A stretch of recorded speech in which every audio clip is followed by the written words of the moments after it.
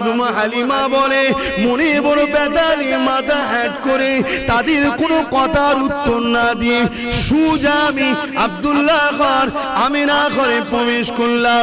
দরজার ভেতরে যখন প্রবেশ করতে লাগলাম আমি হালিমা দেখতে পেলাম আমিনার কোলে একটা বাচ্চা রয়েছে, মিশাল তার চলে না, আকাশের চাঁদও লজ্জা পেয়ে যাবে এত সুন্দর আমিনার বাচ্চাকে দেখতে। রীতিনীতি অনুযায়ী শিক্ষা যাতে ভালো হয় তাই এমন করে দাইমার কাছে বাচ্চাদেরকে দিয়ে দিতে হয়। এই যুবকেরা আব্বারা তরুণেরা দলে দলে বিভিন্ন জায়গা থেকে নারীরা এসেছিল মদিনা মক্কার জমিনে বাচ্চাদেরকে নেবে বলে। আমার রাসূলুল্লাহ বাবা নবী বলে আমার নবীকে কোনো মহিলা নিল না, কেননা তারা জানে এতিম বাচ্চাকে নিলে বেশি টাকা পাবো না। এই যে এতিমকে অবহেলা করা এটা আজ থেকে নয়, যুগে যুগে চলে আসছে। আর আমার নবীকে তারা নিল না। একটা একটা বাড়ি থেকে বাচ্চা দিকে নিয়ে যে যার মতো মহিলারা চলে যেতে লাগলো। ওই কাফেলার সঙ্গে রওনা দিয়েছিল হযরতে হালিমা বলে একজন মহিলা, বড় দুর্বল মহিলা, গরিব মহিলা, বয়সটাও হয়েছিল এবং গরিবী সংসার অভাবী সংসারের মহিলা।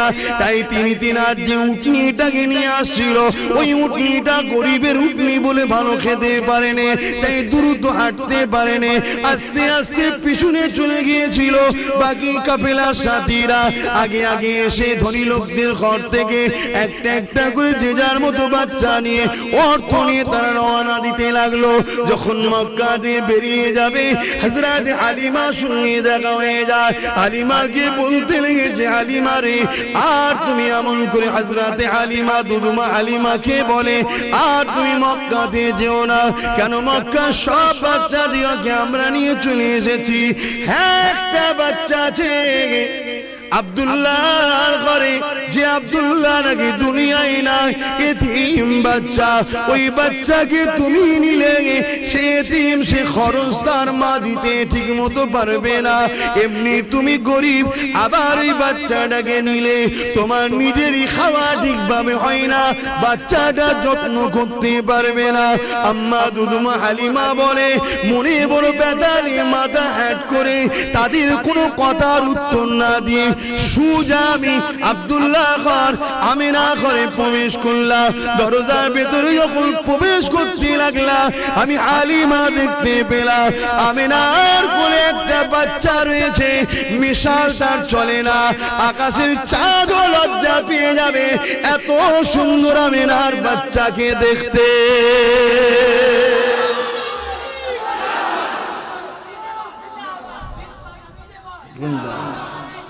আল্লাহ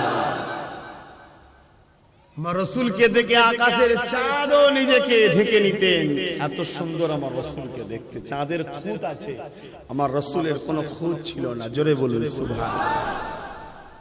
এ নজওয়ানেরা, এ আমার দাদা পীরের এলাকা মানুষেরা, ও চাচুয়া গ্রামের মানুষেরা, আশেপাশে গ্রামের বাপ মারা ভাই বোনেরা, আল্লাহ পাক আমার আপনার নেতাকে কি সম্মান কি মর্যাদা দিয়েছে। আমার আপনার নেতা যখন শিশু বানাতে ঘরে শুয়েছিলেন, বিছানাতে শুয়ে শুয়ে আকাশের চাঁদ উঠেছে, খোলা আসমান দেখা যাচ্ছে, আল্লাহ নবী আশারাটা করেছে সাদা আঙুলটা আসমানের দিকে তুলে শিশুর বেলাতে নবী আমার চাঁদের দিকে যখন ইশারা করে আঙুলটা ডান দিকে দেয়, চাঁদটা নবী ইশারা পেয়ে ডান দিকে যায়, বাঁ দিকে দেয়, চাঁদটা নবীর ইশারা পেয়ে বাঁ দিকে যায়। আমার নেতার ইশারাতে শিশু বেলাতে চাঁদ হুকুম পালন করে। সেই নেতা অনুসারী আমরা, শুধু মুখে বললে হবে, দরদ থাকা দরকার নবীর উপরে, ঠিক না বে ঠিক? এবারে লোক দেখানো করে লাভ নেই, দুনিয়া তোমায় কি ভাবছে জেনে লাভ নেই। যদি তুমি সত্যি দরদি হও, দুনিয়া তোমাকে যদি মনে করে ধরো নবীকে ভালোবাসে না, ওটাও যায় আসে না। তুমি সত্যি ভালোবাসো, কেউ না জানুক, আমার আল্লাহ জানে, আর আমার আল্লাহ তার দোস্তকে জানায়, অমুক গ্রামে অমুক ছেলেটা, অমুক গ্রামে অমুক মেয়েটা, অমুক গ্রামে অমুক বাপটা, অমুক গ্রামের অমুক মাটা তোমাকে হাবিব খুব ভালোবাসে। আর আমি কথা দিয়েছি, তোমায় যে ভালোবাসে আমি আল্লাহ তাকে প্রেম করে নিই। জোরে বলুন সুবহানাল্লাহ। মুসলমানের ছেলে মেয়েরা, তরুণেরা, বাপেরা, আল্লাহ আমার নেতাকে এত সম্মানিত করেছে। কোন নেতার মাহফিল বানাতে লেগেছি, যে নেতা না হলে লাউলা কালামা খালাকতুল আফলাক, এ জমিন হতো না, আসমান হতো না, চাঁদ হতো না, সূর্য হতো না, সিতারে হতো না, পার হতো না, পর্বত হতো না, মক্কা হতো না, মদিনা হতো না, তামাম কায়নাত কিছুই হতো না। যে নবী পাকের খাতির আল্লাহ আদম শফিউল্লাহকে বানিয়েছে, মুসা কালিমুল্লাহকে বানিয়েছে, তামাম নবী রাসূল পীর পয়গম্বরদেরকে বানিয়েছে, যে নবীর খাতির আল্লাহ জান্নাত একটা বেশি বানিয়েছে।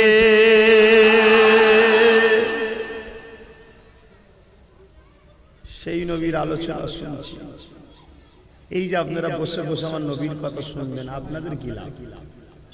এই লাস্টে শুধু তাবারুক খিচুড়িটা নেবেন, বিরিয়ানিটা নেবেন, ওইটাই লাভ? ওটা তো সবার বাড়িতে আল্লাহ করে আজকে আছে, কার বাড়িতে অভাব আছে? তবে একটা দিন আসছে মানুষের বাড়িতে এক মুঠো চাল পর্যন্ত পাওয়া যাবে না, খুব শিগগিরই আসছে। তারপর আবার একটা দিন আসছে যেদিন মানুষের বাড়িতে যেমন ঝাঁট দিয়ে জঞ্জালকে বার করে না মানুষ, কখন গাড়ি আসবে গাড়িতে তুলে দেয়, বিশেষ করে পৌরসভা এলাকাগুলি হয়, ওই রকম মানুষ তার ঘর থেকে সোনা দানা ঝাঁট দিয়ে বস্তা করে বাইরে বার করে রাখবে, ভাই নিয়ে যা ভাই, সেটাও আর সবই আল্লাহর পরীক্ষা। এই যে আমরা বসে শুনবো, আমরা কি পাবো? হযরতে আবু বকর সিদ্দিক রাদিয়াল্লাহু তাআলা আনহু আমার রাসূল পাক সাল্লাল্লাহু আলাইহি সাল্লামের প্রথম সাহাবী বলছেন, যারা আমার নবীর মাওলুদ শরীফ বানাবে আল্লাহ পাক খুশি হয়ে তাদেরকে এত ফজিলত দেবে, কানা রাফিকি ফিল জান্নাত, আমার জান্নাতি বন্ধু তারা হবে। জোরে বলুন সুবহানাল্লাহ। পৃথিবীর বুকে এমন কোন মাহফিল আছে যে কারো মাহফিল করলে সিদ্দিক আকবরের বন্ধু হওয়া যায়? এমন কোন নেতা দ্বিতীয় নাই। শুধু এই লাভটা নয়, আল্লাহ নবী সাহাবার একদিন নিজের এলাকাতে আল্লাহ নবীর মাওলুদ শরীফ বানাতে ছিলেন, জশ্নে ঈদে মিলাদুন নবী বানাতে ছিলেন। আল্লাহ নবী সাহাবাদের মধ্যে দেখে রাসূল পাকের সাহাবী হযরত আব্বাস আলোচনা করতেছিল। একদিকে তিনি নবী পাকের চাচা জানো হন, তিনি আলোচনা করতেছিলেন, বাকি সাহাবারা বসে বসে আলোচনা শুনতেছিল।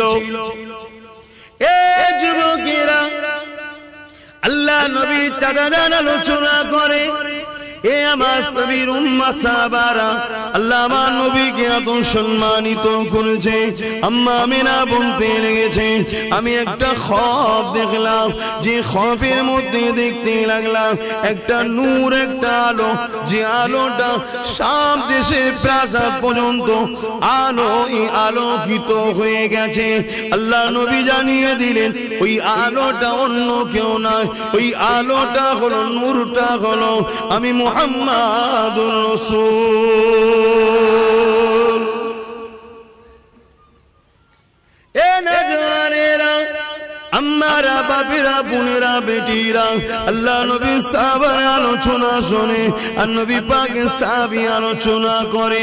হযরত আব্বাস রাদিয়াল্লাহু তাআলা নবী পাকের চাচা জানাজ করতে লেগেছে, এমন করে বলতে লেগেছে, আমার নবীর সাহাবারা, বাবারা শুনে রেখে দাও, আল্লাহ আমার রাসূলকে কি সম্মান দিয়েছে, কি ইজ্জত দিয়েছে, কি মর্যাদা দিয়েছে।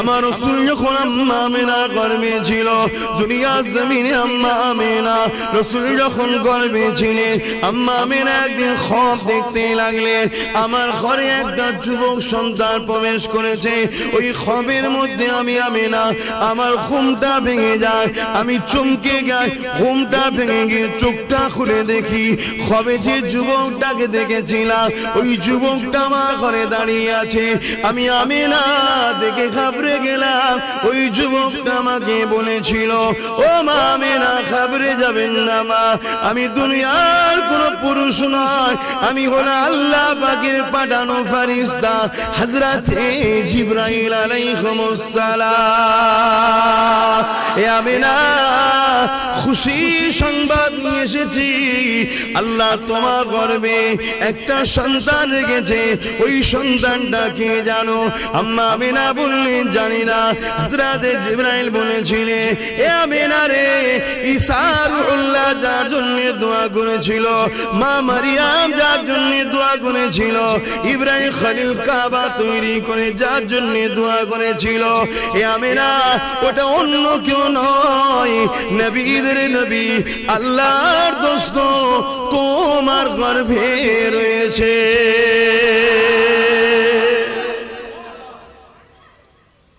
সেই নেতার আলোচনার মাধ্যমে যদি চুপ করে বসে শুনি আর এই আলোচনা শুনে যদি অন্তর খুশি হয় ফায়দা আছে না না একটু সারাদিন ফায়দা আছে না না কি ফায়দা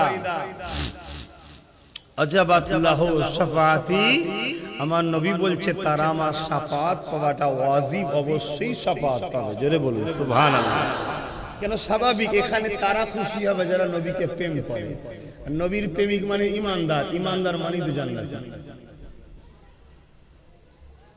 কত মর্যাদা যে রাসূলের শাফাআত পাওয়া যাবে নবীর মাউলুদ শরীফে বসে নবীর আলোচনা শুনে যদি আরো অন্তর ঠান্ডা হয় খুশি হয় সে এত বড় মর্যাদা পাবে জান্নাত কি না যায় বলুন না গো হ্যাঁ আল্লাহ বলেছে কি না যায় সেটা হলো জান আর মালের বিনিময় যদি আল্লাহ তোমার জান না কবুল করে মাল যদি অ্যাকসেপ্ট না করে তো বেকার কিন্তু রাসূল বলছে আমার মাউলুদে বসে খুশি বানালে ওয়াজাবাত লাহু শাফাআতি আমি নবী আমার শাফাআতটা তারা পাবে জোরে বলুন সুবহানাল্লাহ তাহলে আমার নেতার সম্মান বুঝলাম আমার নেতার মর্যাদার কথা বুঝলাম আমার নেতার মাহফিলের গুরুত্ব বুঝলাম এটা অন্য কেউ এর আদৌ বুঝবে না এটা একমাত্র প্রেমিকরাই বুঝবে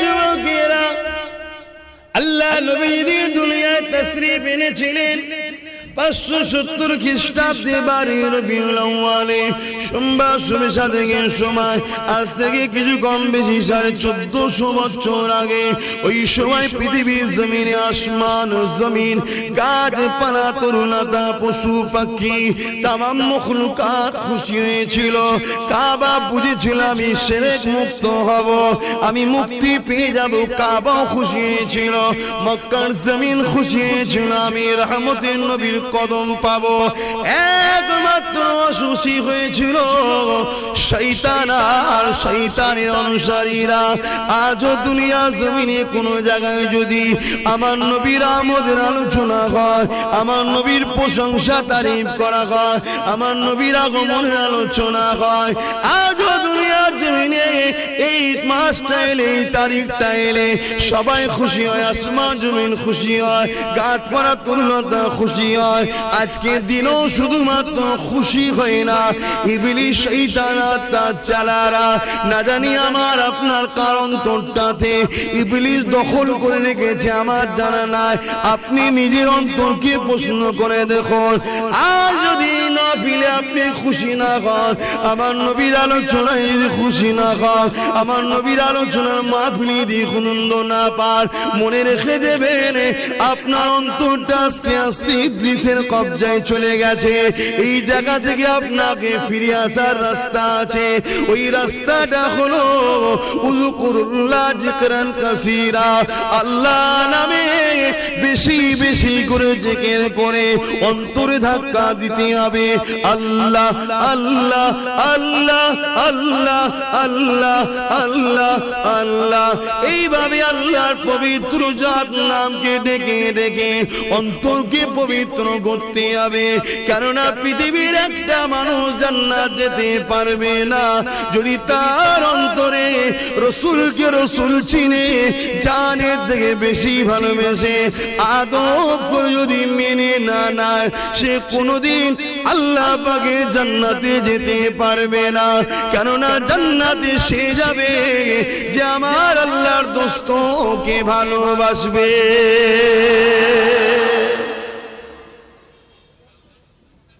আজকে এই মাহফিল গুলোর বিরোধী এক শ্রেণীর মুনাফিকরা করছে না, করছে। তারাও বড় বড় ডিগ্রিধারী, বড় বড় বক্তা, বড় বড় মৌলী সাহেব, বড় বড় সব হযরতজি, তারাও বিরোধী।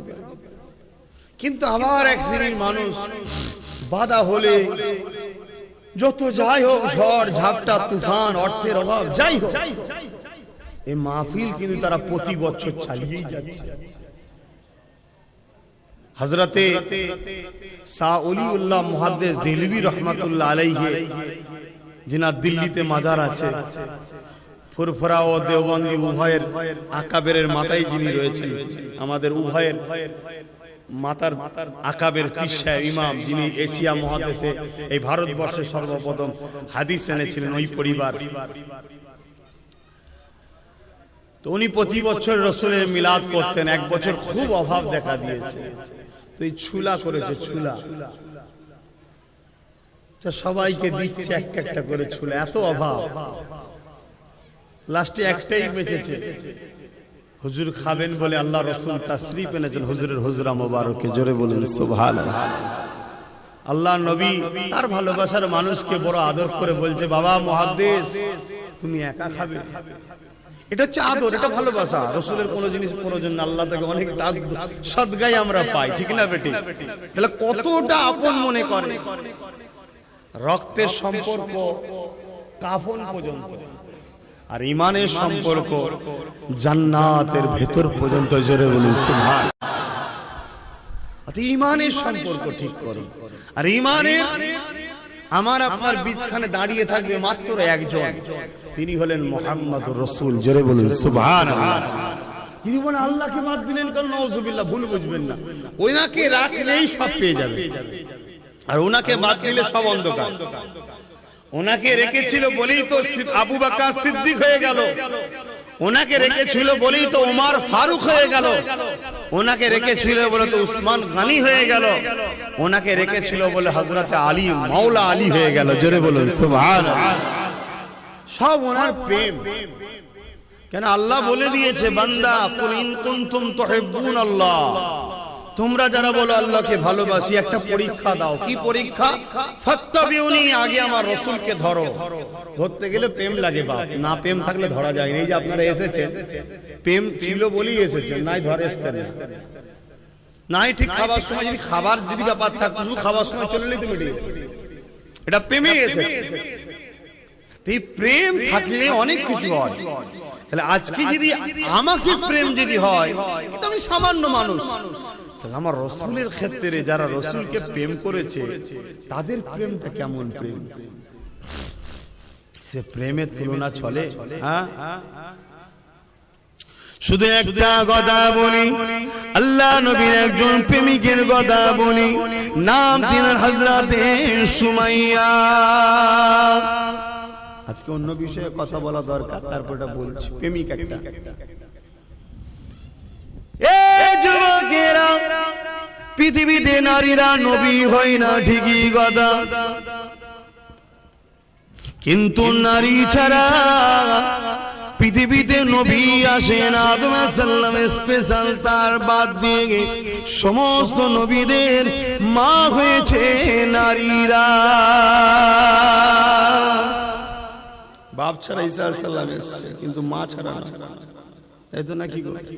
আর আদম আলাইহিস সালাম ব্যাপারটা হচ্ছে বাপ মা দুটো ছাড়া, ওটা স্পেশাল একটা আল্লাহর প্রথম শুরু তো সৃষ্টি।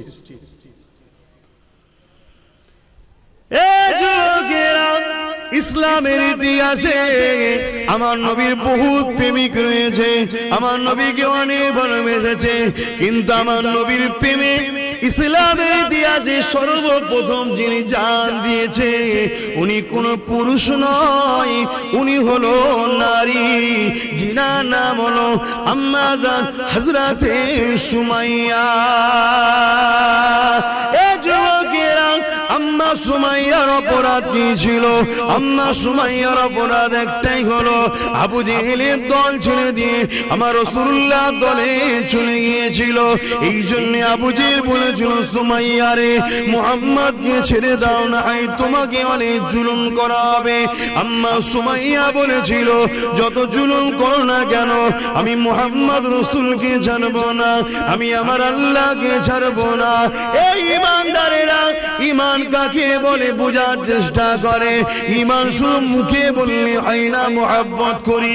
আল্লাহ পাক কঠিন পরীক্ষা নেবে, ওই পরীক্ষায় পড়ে গিয়ে ঘাবড়ে গেলে হবে না, ওই পরীক্ষায় পড়ে গিয়ে ধৈর্য হারা হলে হবে না।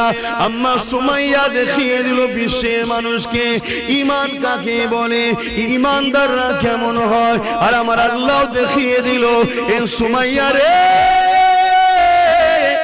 কিয়ামত যতদিন হবে দুনিয়া জমিনে আমার একটাও যদি ঈমানদার থাকে, সুমাইয়া তোর আলোচনা হতে থাকবে। কেন তুই আমাকে প্রেম করেছিস, আমার হাবিবকে প্রেম করেছিস, কিয়ামতের শেষ দিন পর্যন্ত তোর আলোচনা হবে। ফুরফুরার আব্বাস সিদ্দিকীও তোর আলোচনা করবে, তাই তো করছি আজকে। আর তোর আলোচনা শোনার জন্য হাজার হাজার পাগল বসে থাকবে, তাই তো আপনারা বসে আছেন আমার আলোচনা শুনবেন। ইতিহাস তৈরি অত সহজে হয়নি বাবা। আম্মা জান কে আবু জেহেল কি করলো? বাজারের বীজকারী লোকেদের সামনে অর্থ উলঙ্গ করে দিল, বেউজ্জতি ব্যাপার। অর্ধ উলঙ্গ করে বলেছিল, সুমাইয়া আল্লাহকে ছেড়ে দে, মুহাম্মাদের দল ছেড়ে দে। আম্মা বলেছিল, এ আবু জেহেল, যতই জুলুম করিস না কেন, যতই যাই করিস না কেন, ওটা আমার শরীরের উপরে, জিসমের উপরে করতে পারবি। আমার যে জায়গায় আল্লাহকে বসিয়েছি, আমার যে জায়গায় নবীকে বসিয়েছি, ওই জায়গাতে কখনো তোর চোর চলবে না। ওটা আমার অন্তর, ওটা আমার হৃদয়। এই যুবকেরা এই কথা শুনে আবু জেহেল রেগে গিয়ে ঘোড়া মাঙালো দুটো। আম্মা সুমাইয়া দুই পায়ে ভালো করে দড়ি বেঁধে দিল, ঘোড়ার পায়ে দড়ি বেঁধে দিয়ে ঘোড়াকে ছুট কাটাতে লাগলো, আর বুকের উপরে একটা ভারী পাথর চাপিয়ে দিল। নিঃশ্বাসিতে কষ্ট হতেছিল, গরম মরুভূমির বাড়ির উপর দিয়ে আম্মা সুমাইয়াকে টেনে টেনে যেতে নিয়েছে।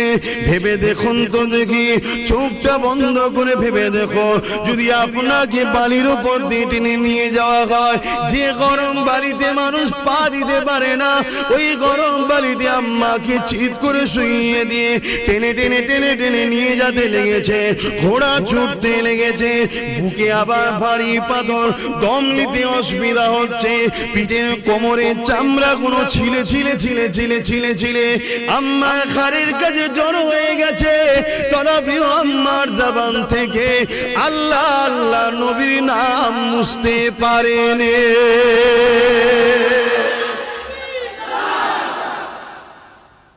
আজও চালাচ্ছে শয়তানরা, শয়তানের চালা আমাদের কাছ থেকে কি করে আল্লাহ সরাবো, নবীকে সরাবো চেষ্টা আজও করছে।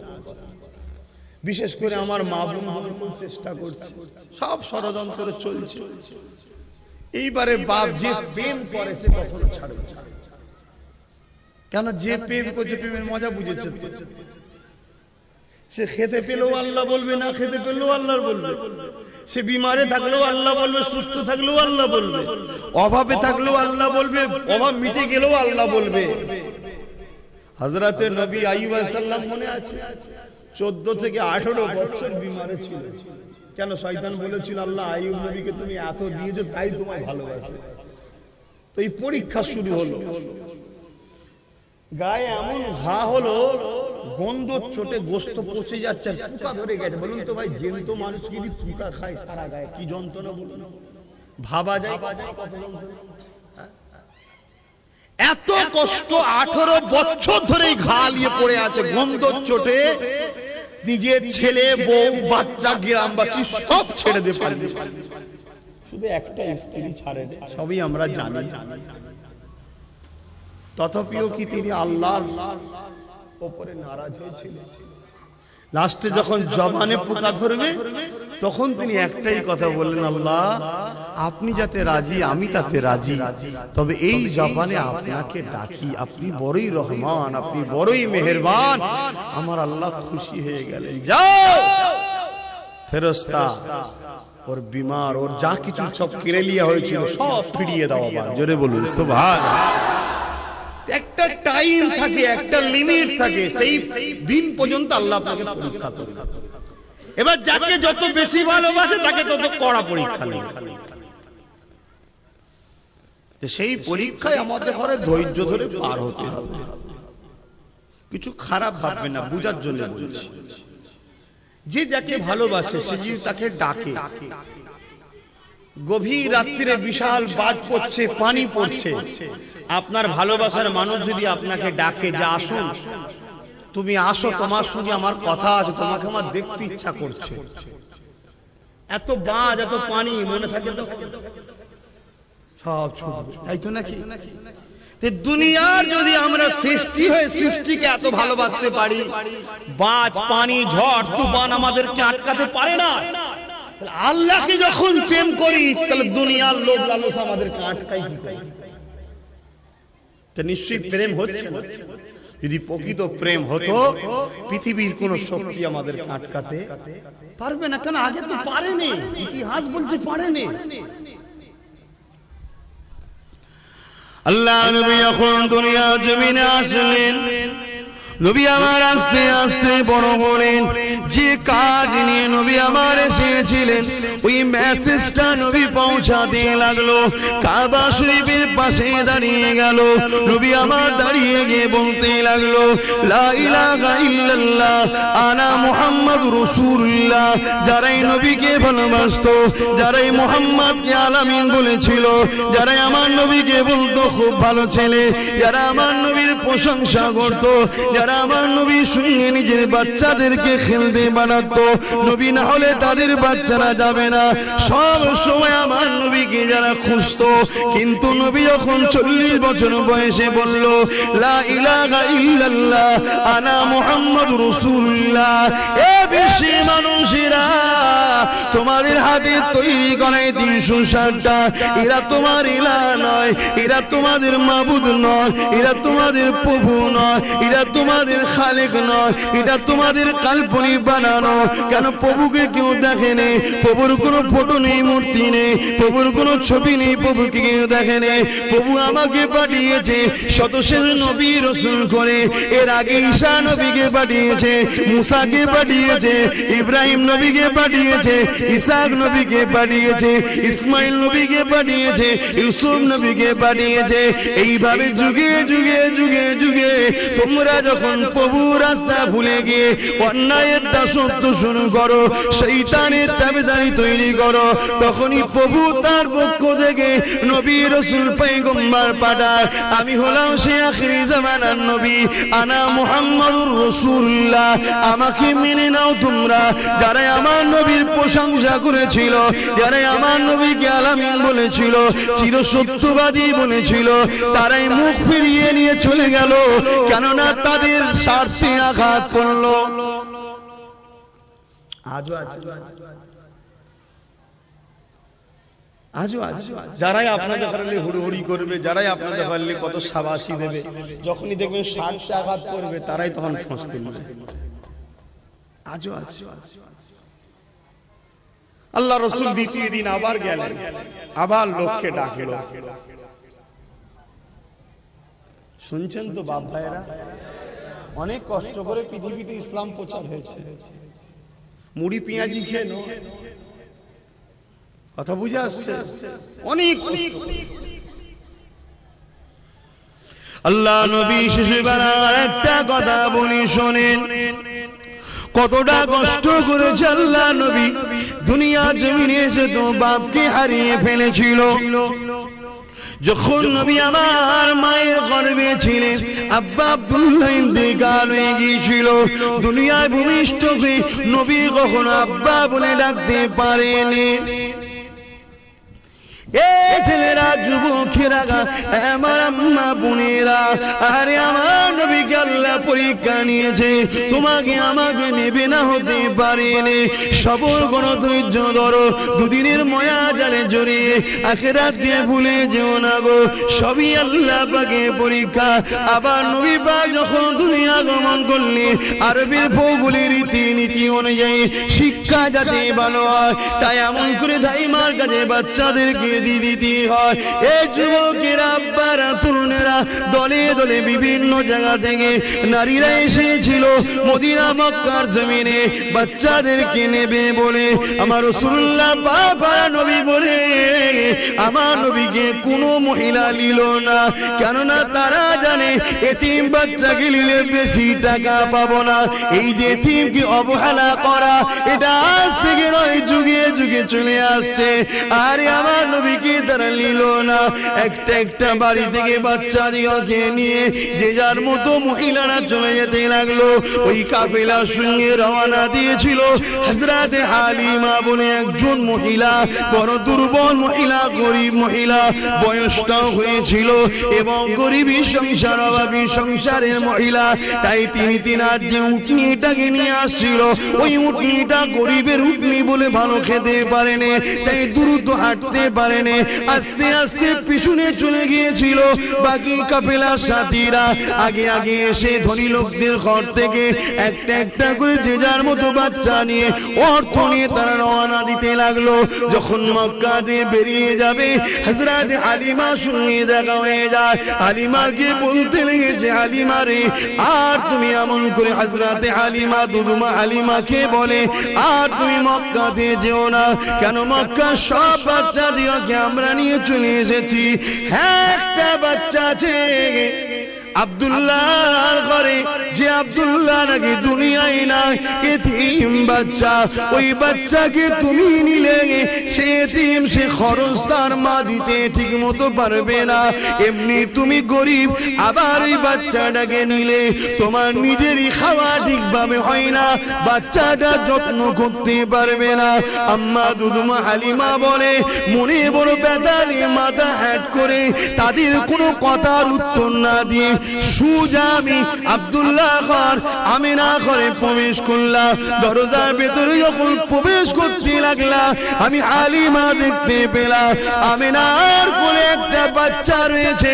মিশাল তার চলে না, আকাশের চাঁদও লজ্জা পেয়ে যাবে এত সুন্দর আমিনার বাচ্চাকে দেখতে।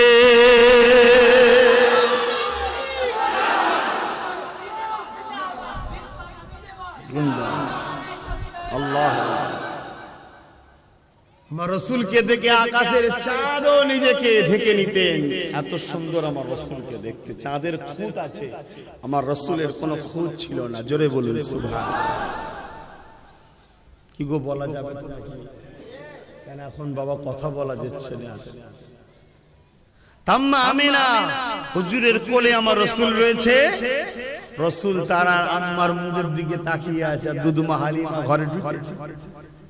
আম্মা হালিমা বলছেন, আমিনার কোলে তো তুলনা চলে না, বুঝাবার জন্য বলছি, চাঁদের যেন একটা টুকরো রয়েছে। জোরে বলুন সুবহানাল্লাহ। আমি যখনই ঘরে ঢুকলাম, আমিনার থেকে মুখটা ঘুরিয়ে মুস্তাফা জানে রহমত আমি হালিমার দিকে তাকালো। তাকিয়ে একটা মুচকে হেসেছিল। আমার মন যেন বলছে, মোহাম্মদ কিছু বলতে চেয়েছে, এটাই বলতে চেয়েছে। হালিমা দুনিয়া তোকে লাঞ্ছিত অপমানিত করে, শুরুতেই গরিব বলে, একবার আমাকে কোলে তুলেলে দুনিয়া তোকে সালাম ঠুকবে। জোরে বলুন সুবহানাল্লাহ। আজ আব্বাস সিদ্দিকীর জান কুরবান হয়ে যাক আমার রসুলের দুধ মা হালিমার কদমে, ঠিক না বেটি? হায় রে হালিমা, কাকে কোলে নিয়েছে? আমার রসুলকে কোলে নিলেন, অনেক বড় কথা। রওনা দিলেন। আম্মা আমেনা কিন্তু বলেন ইনি আখিরি জামানার নবী, বলেন কেন? দুশ্মন থাকে না, থাকে না।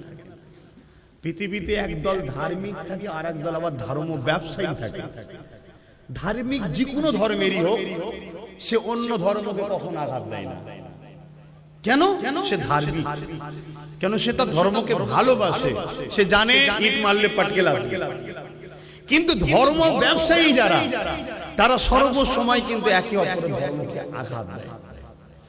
এবার এই ধর্ম ব্যবসায়ী সব ধর্মেই কম বেশি আছে, নেই বলে কম বেশি আছে। তাদের জন্যই তো ফিতনাটা শুরু হয় পৃথিবীতে। তো ভাইয়েরা আমার, তা আম্মা জান হযরতে আমেনা হুজুর কিন্তু বলেননি যেটা আখিরি জামানার নবী হবে। শুধু এতটুকু বলেছে, তুমি আমার বাচ্চাকে নিয়ে যাবে, আমার বাচ্চার জন্য কোনো কষ্ট না হয়। ওই এক চাউনিতেই তো হালিমা হুজুর প্রেমে পড়ে গেছে।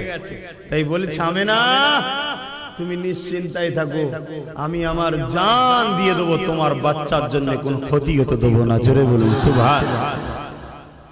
রাসূলকে কোলে নিয়েছি।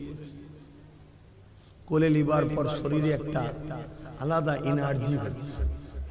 আম্মা গরিবের ঘরের মেয়ে হলে যা হয় রে বাবা, অল্প বয়সেই বুড়ি হয়, ঠিক না বেটি? আর ধনী লোকের ঘরের মেয়ে হলে বুড়ি হলেও জোয়ান লাগে। খারাপ লেবেন না, বুঝাবার জন্য বলছি। সবকিছু খাবারের উপরে নির্ভর করে, ভিটামিন টিটামিন অনেক কিছু ব্যাপার থাকে। গরিব পাবে কোথা? ওই তো সেই শাক সবজি মাঠ থেকে তুলে নিয়ে, তাও আবার হয়তো ঠিক একটু ভালো মন্দ গরিব কি আর পায়? আম্মা হালিমা, দুধমা হুজুর হালিমা, তেনার শরীর দুর্বল হয়ে গিয়েছিলেন, অনেক রকম শরীরের কমজোরি এসে গিয়েছিল। আমি বলছি, যখন আমি বাচ্চাকে কোলে নিলাম, আমার শরীরে একটা আলাদা এনার্জি ফিল করছি, যেন একটা আলাদা ক্ষমতা আসছে। জোরে বলুন সুবহানাল্লাহ। যাক, ভাবছি হয়তো ছেলেটা একটা কোনো কারিজমা হবে, নবী হবে, জানেন, কারিজমা হবে, ভালো ছেলে হবে। নিয়ে যখন উটনির পিছনে উঠলো, আম্মা হালিমা এনে রেখেছিল উটনিটাকে, দুর্বল, খেতে পাই না। যখন তার কাছে গিয়ে দেখছে সবল শক্তিশালী, সে লাফাচ্ছে ছুটবে বলে। এবং যখন নিয়ে উঠলেন, যারা আগে চলে গিয়েছিল সঙ্গে সাথীরা, তাদের সবাইকে পিছনে রেখে অনেক পরে ঘোড়া উটনি ছেড়ে সবার আগে তিনি ঘরে পৌঁছালেন। জোরে বলুন সুবহানাল্লাহ। এবং মরুভূমি এলাকা আরব, পানির অভাব খুব এখনো আছে। আল্লাহ জমজমের ওসিলায় অভাব দেন। জমজমটা আল্লাহ পাকের কত বড় কুদরত ভাবুন। সারা পৃথিবীর লোক যে ব্যারেল করে ভর্তি করে আসে, ডেলি কয়েক কোটি লোক খাচ্ছে, সারা আরবে যাচ্ছে। কথা বুঝে আসছে? এবং যখন হজ করতে যায়, রসুল বলেছে আবার জমজম কম খেলে মানে পেট ভরে খেতে হবে। কম খাওয়া মুনাফিকের আলামত, এটাও শুনে রাখেন, বেশি করে খেতে হবে। তারপরে আর আপনি একটা পানি কোন জায়গায় রাখবেন একটা বোতলে, আর জমজম পানি রাখবেন একটা বোতলে। এই পানিটা 1 বছর যেতে না যেতে এর মধ্যে দেখবেন একটা আবরণ পড়ছে সাতলা, আর ওই পানিটা 100 বছর রেখে দিলে ওই রকমই থাকবে। জোরে বলুন সুবহানাল্লাহ। আল্লাহর কুদরত তো সামনে দেখতে পাচ্ছি, তারপরেও যদি আমরা আল্লাহকে বিশ্বাস না করতে পারি, তো কপাল ফাটা ছাড়া কি হতে পারে? তো ভাইয়েরা আমার, তো ওই সময় সব কুয়া শুকিয়ে গিয়েছিল। আম্মা হালিমা বলছেন, আমার ঘরে একটা কুয়া ছিল, পানি ছিল না। গিয়ে দেখি কুয়ার কানা পরিমাণ পানি হয়ে আছে। জোরে বলুন সুবহানাল্লাহ। ছাগলগুলো ছিল, বকরি ছিল, দুম্বা ছিল, বাটের দুধ ছিল না, খেতে পাইনি। গরিবের ঘরের ছাগল, আপনাদের সঙ্গে যেমন গরিবের পশুর হাল যেটা হয়, আর ধনী লোকের পশু দামি দামি খাবার দেয়, আর দেয়। অনেক ধনী লোক আছে তো গরুকেও কাজু বাদাম পেস্তা বাদাম খাওয়ায়, আর গরিব কোথায় পাবে? দুর্বল হয়ে গিয়েছিল, কিন্তু দেখছে তার বাটে তো গিয়ে দুধে পরিপূর্ণ হয়ে আছে। জোরে বলুন সুবহানাল্লাহ। এইভাবে যখন ঘটতে লেগেছে, আম্মা হালিমা বুঝতে পারছে সব কারিজমা ওই বাচ্চার ওসিলায় হচ্ছে। অতএব এই বাচ্চাকে একটা আলাদা গুরুত্ব দেওয়া দরকার। আলাদা গুরুত্ব দেবে না দেবে না? এটা তকদির খুলছে, যে জিনিসের ওসিলায় তকদির খুলে ভাই কেউ হাতছাড়া করবে। এই সমস্ত বাচ্চারা আবার রসুল ছাড়া ফাঁকে যেত না। একদিন এসে আম্মা হালিমার কাছে বলছে যে আপনার বাচ্চাকে আমাদের সঙ্গে দিন, আমার বাচ্চারা আপনার বাচ্চা ছাড়া খেলাধুলাও করতে যাচ্ছে না। আম্মা হালিমা বলছে না, আমি এই বাচ্চাকে ছাড়বো না। আমার রাসূল বলছেন মা আপনি চিন্তা করবেন না, আপনি আমাকে ছেড়ে দেন, আমি তো শুয়ে যাচ্ছি। আল্লাহ রাসূল গেলেন, সমস্ত বাচ্চারা খেলছে, নবী কিন্তু খেলেন না। নবী পাহাড়ের ধারে, সব পাহাড় এলাকা, এক গুহা গায়ে চুপ করে বসে আছে। হঠাৎ করে পিছন থেকে সালাম আসে, আসসালাতু ওয়াসসালামু আলাইকা রাসূলুল্লাহ হাবিবাল্লাহ। আল্লাহ নবী যখনই যেতেন গাছ নবীকে সালাম দিতেন, পাথর নবীকে সালাম দিতেন, পশু পাখি নবীকে সালাম দিতেন। কেন নবী শুধু মানুষের নয়, তামাম মখলুকাতের জন্য আল্লাহ আমার নেতাকে রাসূল করেছে।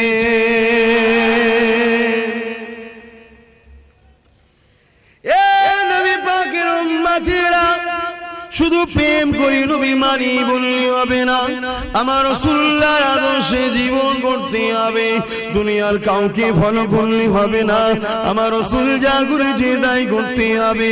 নবী ছাড়া কাকে ধরবেন? কে আছেন নবীর মতো বলুন তো দেখি? কেউ না আমার নবীর মতো। আরে ছোটবেলাতে আম্মা জান দুধমা হালিমা, তিনারও একটা সন্তান ছিল, নিজের সন্তানকে দুধমা হালিমা বাঁ দিকের স্তনটা পান করাতো, আর আমার রাসূলুল্লাহকে ডান দিকের স্তনটা পান করাতো। একদিন বেখেয়ালে আম্মা হালিমা বলতে লেগেছে, আমি মুহাম্মদকে বাঁ দিকের স্তন পান করাতে গেলাম, আমার বাচ্চাকে বড় খিদা লেগেছিল মুহাম্মদকে, আমি বেখেয়ালে বাঁ দিকের স্তনটা পান করাতে গেলাম, আমার মুহাম্মদ মুখ সরিয়ে দিতে লাগলো, বড় বিরক্ত বোধ করতে লাগলো। আমি অবাক হয়ে গেলাম, খিদে লেগেছে তো বিরক্ত হচ্ছে কেন? যখন আবার ডান দিকের স্তনটা পান করাতে গেলাম, আমার মুহাম্মদ আমার স্তনকে পান করতে লাগলো। আমার মনের মধ্যে একটা কৌতূহল হলো, কি ব্যাপার? আবার বাঁ দিকটা পরীক্ষার জন্য এবারে দিলাম, আমি দেখলাম বাচ্চা মুহাম্মদ মনটাকে মুখটাকে ঘুরিয়ে নিচ্ছে, বড় বিরক্ত বোধ করছে। আবার ডান দিকটা দিলাম, পান করলো, আবার একবার বাঁ দিকটা দিলাম, মুখটা ঘুরিয়ে নিচ্ছে, বিরক্ত বোধ করছে। আবার ডান দিকটা দিলাম, পান করিয়ে দিল। অতএব আমার নবী বিশ্বকে দেখিয়ে দিল, আম্মা হালিমাকেও বুঝিয়ে দিল, মারে আমি মুহাম্মদ আল্লাহ সৃষ্টি অনুযায়ী এক সিস্টেমে আছি, কিন্তু আমি নবী হয়ে আছি। নবীরা কখনো কারো আমানত খেয়ানত করে না, কারণ নবী হলো মডেল, দুনিয়া নবীকে দেখে ফলো করে। আমি আমার ভাই দুধ ভাইয়ের হককে কখনো মারতে পারি না। আচ্ছা, সম্পদ তো হালিমা, এখানে কি হক? মা যদি তার বাচ্চাকে হক মারা না, রাসূল শিক্ষা দিচ্ছে, দেখো খবরদার, তোমার দুধ ভাইয়ের ওটা, এটা আমার ভাই পান করে, ওর হক ওটা। আর আজকে আমরা কি করে হক মেরে ধুস উড়িয়ে ফেলি। হ্যাঁ, এ যুবকেরা, মুখে শুধু দাবি করলে হয় না, এর জন্য আরো ফেসে যাচ্ছেন না। আপনি ইসলামের মধ্যে প্রকৃতপক্ষে আসতে পারলেন না, ইসলামের বাইরেও চলে গেলেন, মুনাফিকি হালে রয়ে গেলেন। তাই আমি আপনাদেরকে বলে দিয়ে যাও, উদখুলু ফিস সিলমি কাফা, প্রকৃতপক্ষে তোমরা ইসলামের মধ্যে পুরোপুরি ঢুকে যাও। ইসলামের মধ্যে পুরোপুরি ঢুকে গেলে কি করতে হবে? আল্লাহ কোরআন জানিয়ে দিল, লাকাদ কানা লাকুম ফি রাসূলিল্লাহি উসওয়াতুন হাসানা। এ দুনিয়ার মানুষেরা, আমি তোমাদের স্রষ্টা জানিয়ে দিই, আমি মুহাম্মদকে তোমাদের জন্য মডেল করেছি। তোমাদের উঠতে বসতে, শুতে খেতে, চাল চলনে, কারবার ব্যবসা বাণিজ্যে, লেনদেনে, পাড়া প্রতিবেশীর সঙ্গে সম্পর্ক, আত্মীয়তাতে, মা বাপকে কেমন ভালোবাসবে, স্ত্রীর সঙ্গে কেমন সম্পর্ক হবে, স্ত্রী স্বামীর সঙ্গে কিরকম সম্পর্ক হবে, বাচ্চাদের ঘরে কিভাবে লালন পালন করতে হবে, যাবে, বাচ্চারা বাপ মাকে কিভাবে ভালোবাসবে, সব কিছুই আমার নবী থেকে শেখো। আমার নবী ছাড়া অন্য কারো কাছে চলবে না। এ দুনিয়ার মানুষেরা, আমি আল্লাহ পাক তোমাদের স্রষ্টা, তোমাদেরকে হুকুম করি তুমি নামাজ পড়বে আমার নবীর থেকে শেখো, রোজা রাখবে আমার নবীর থেকে শেখো, হজ করবে আমার নবীর থেকে শেখো, যাকাত দেবে আমার নবীর থেকে শেখো, দান খায়রাত করবে আমার নবীর থেকে শেখো, মা বাপকে ভালোবাসবে আমার নবীর থেকে শেখো, পাড়া প্রতিবেশীকে ভালোবাসবে আমার নবীর থেকে শেখো, অন্য ধর্মের মানুষের সঙ্গে কিভাবে ওঠা বসা করবে আমার নবীর থেকে শেখো। তুমি বিজনেস করছো, ব্যবসা বাণিজ্য করছো, দোকানদারি করছো, সব কিছু আমার নবীর থেকে শেখো। মাফ করবেন, ভুল বুঝবেন না। এমনকি তুমি যদি রাষ্ট্র চালাতে চাও, লিডার হতে চাও, রাজনীতি যদি করতে চাও, আমার আল্লাহ জানিয়ে দিল ওইটাও তোমাকে আমার নবীর থেকে শিখতে হবে। খারাপ এটা আমাদের আদর্শ, শিখতে সবাই যে যারটা করছে করুক না, আপনি আপনারটা, এটা আদর্শ। সব কিছু এ থেকে যে তোমার লাইফে অন্য কাউকে ফলো করা যাবে না, যদি তুমি ইমানদার হও। এটা হুকুম কার? আমার বাপের হুকুম। কার হুকুম? জোরে বলুন, আল্লাহর হুকুম, যিনি তোমার স্রষ্টা। দুরূদ শরীফ আল্লাহুম্মা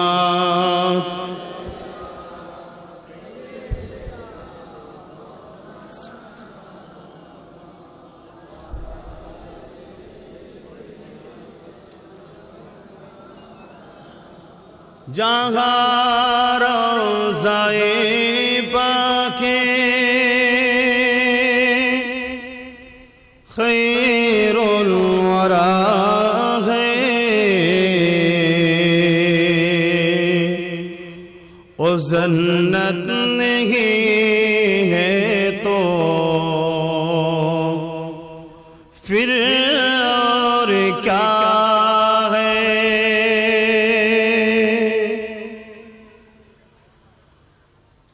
जहाँ रोज़ाए पाके खैरुल वरा है, ओ जन्नत नहीं है तो फिर और क्या है। कहाँ कहाँ मदीने की गलियां, एक किस्मत नहीं है तो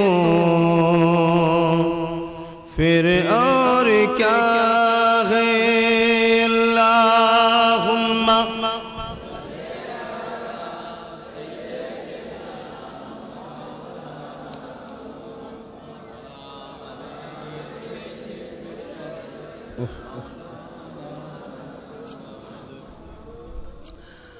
आने वालों ये तो बताओ शहर मदीना कैसा है। आने वालों ये तो बताओ शहर मदीना कैसा है। सर उनके कदमों में रख कर, सर उनके कदमों में रख कर झुक कर जीना कैसा है। आने वालों ये तो बताओ शहर मदीना कैसा है।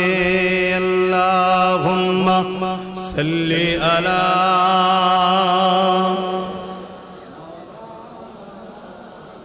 वला आली। আসেন বিদায় নিবার আগে আমার রাসূলের পাকের আরেকটা শেষ কথা বলে যাই। নাম্মা সুমাইয়া হুজুরের কথাটা বলবো। কোনটা বলবো? সময় তো নেই আর।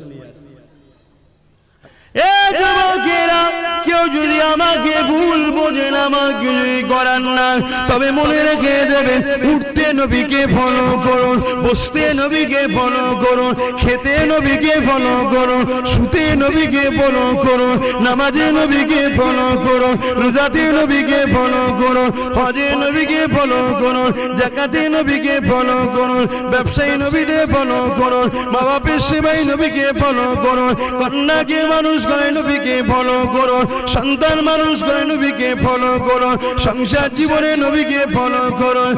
এক কথায় আপনার জীবনে একটাই উদ্দেশ্য থাকবে, নবী নবী নবী নবী নবী নবী নবী নবী। নবী ছাড়া অন্য কিছু বুঝবেন না, নবী ছাড়া অন্য কিছু বলবেন না, নবী ছাড়া অন্য কিছু দেখবেন না, নবী ছাড়া অন্য কিছু শুনবেন না। সব জায়গায় যদি নবীকে রাখতে পারেন, তাহলে মনে রেখে দেবে, কাল কিয়ামতের ময়দানে মাথার এক বিদায় ইখতিলাফাত উপরে আল্লাহ যেদিন সূর্যকে নামিয়ে দেবে, 12 গুণ তাপকে বাড়িয়ে দেবে, নাকের খুলগুলো গলে গলে পড়তে লাগবে, লোহার নরম হয়ে যেমন লাল হয়ে যায়, জমিনটা লাল হয়ে যাবে। ওই দিনে আপনাকে নবী নবী যদি দুনিয়ায় রাখতে পারে, ওই দিন নবী উম্মত উম্মত উম্মত করবে, ওই উম্মতের খাতাতে আল্লাহ আপনাকে মিলিয়ে দেবে। যেদিন পুলসিরাতটা পার হয়ে জান্নাতে যেতে হবে, ওই পুলসিরাতের নিচে জাহান্নাম রয়েছে, ওই পুলসিরাত পার হয়ে সবাইকে যেতে হবে। আব্বাস খলিবির ঘরের ছেলে, আব্বাস মুজাদ্দিদ জামানের খানদানের ছেলে, আমার জন্য অন্য রাস্তা নয়, ওই পুলসিরাত পার হতে হবে, তোমাদের জন্য ওই পুলসিরাত পার হতে হবে, সবাইকে ওই পুলসিরাত পার হতে হবে। চুলের থেকেও সরু, হিরের থেকেও ধার, ওই দিন দিকে পার হতে পারবে। এই দুনিয়ায় নবী নবী নবী নবী নবী নবী করতে পারো, অর্থাৎ প্রতিটা ক্ষেত্রে নবীকে ফলো করো। এতে বাপ চটে চটে যায়, মা চটে চলে যায়, কেন বাপ মার আগে নবী। এতে যদি ভাই চটে চলে যায়, বন্ধু চটে চলে যায়, দুনিয়ার আত্মীয় চটে চলে যায়, যে যাই বলে বলুক গিয়ে যা, কিন্তু নবীকে যদি তুমি ফলো রাখতে পারো, মনে রেখে দিও, ওই পুলসিরাতের পলির গোড়া দুনিয়ার কারো দাদাগিরি চলবে না, ওখানে নবীর নেতৃত্ব চলবে। পাওয়ার আল্লাহ নবীকে দিয়েছে, ওই জায়গায় নবী পা উম্মত উম্মতি করবে। তুমি যদি দুনিয়ায় সব কাজে নবীকে রাখো, ওই জায়গায় দিয়ে আমার নবী তোমাকে পার করিয়ে দেবে।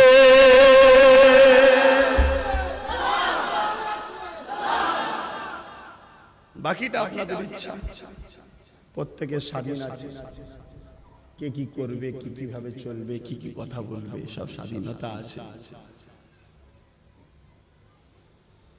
কিন্তু আমার ধর্ম আমাকে অধিকার দিয়েছে, আমার দেশও আমাকে অধিকার দিয়েছে।